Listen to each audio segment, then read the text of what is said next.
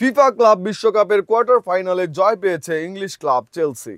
Brazilian club পালমেইরাসকে 2-1 গোলে হারিয়ে সেমিফাইনাল নিশ্চিত করেছে দ্য ব্লুজ।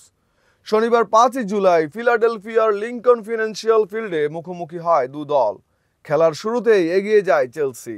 ম্যাচের 16তম মিনিটে চলবাহর কাছ থেকে বল পেয়ে দলের হয়ে লিড নেন ও গোল করেন কোল পালমার। 1-0 গোলে এগিয়ে থেকে বিরতিতে যায় লন্ডনের ক্লাবটি। 78তম মিনিটে এস্টেবাওর দর্শনীয় শটে ম্যাচের দ্বিতীয় অর্ধে সমতায় ফেরার ইঙ্গিত দেয় পালমেইরাস। ম্যাচের 83 মিনিটে আত্মঘাতী গোলে 2-1 গোলে পিছিয়ে যায় পালমেইরাস। আর কোনো গোল না হলে এই স্কোর লাইন ধরেই সেমিফাইনালের টিকিট কাটে চেলসি। শেষ চারের লড়াইয়ে তাদের প্রতিপক্ষ হতে যাচ্ছে আরেক ব্রাজিলিয়ান ক্লাব ফ্লুমিনেন্স।